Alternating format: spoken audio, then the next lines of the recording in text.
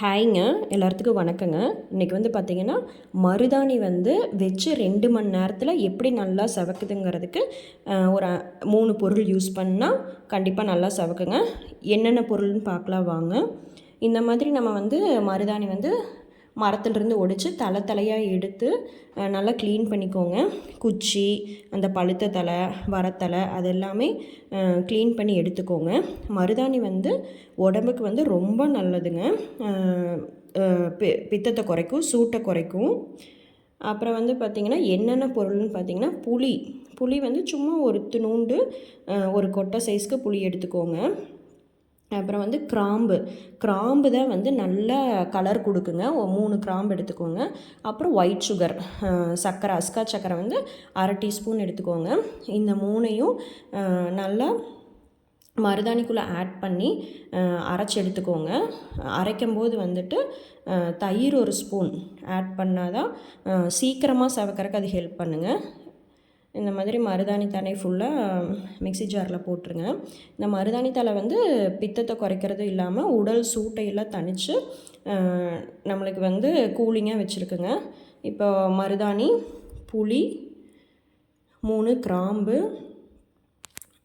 அஸ்காங்க, வெள்ளை சக்கரை போட்டு, அதுக்கப்புறம் பார்த்திங்கன்னா நம்ம வீட்டில் வந்து புளிச்ச தயிர் இருக்கும்ல, புளிச்ச தயிர் வந்து 1 கரண்டி ஊற்றிக்கிங்க.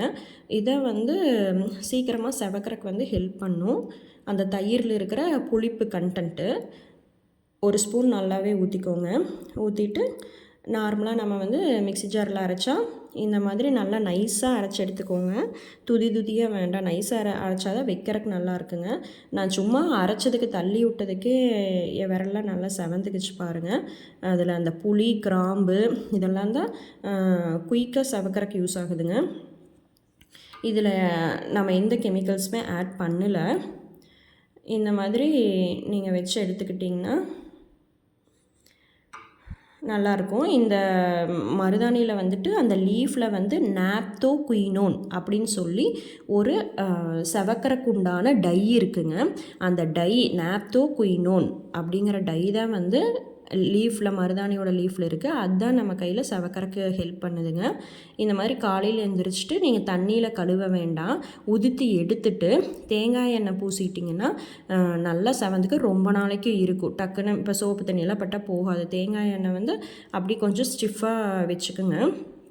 அந்த நாப்தோகுயினோனுங்கிற கண்டென்ட் தான் நம்மளுக்கு வந்து மருதாணி லீஃபில் இருக்குது. நம்ம கையில் வைக்கும்போது அது செவந்துருதுங்க. இந்த 2 மணி நேரம் வச்சிங்கனாவே நல்லா செவந்துருங்க. இன்றைக்கி இங்கிலீஷ் வேர்டு என்னென்னு பார்த்தீங்கன்னா யான்னா ஆச்சரியங்க, ஆச்சரியப்படுறது. வாவுனா தான் ஆச்சரியம் தெரியும், யான்னால ஆச்சரியம் தாங்க. இன்றைக்கி ஹியூமன் அஃபேர்ஸில் யாருன்னு பார்த்தீங்கன்னா வாணி சதுர்வேதி. வாணி சதுர்வேதிங்கிறவங்க யாருன்னா போர் விமானி, இந்தியன் ஃபீமேல்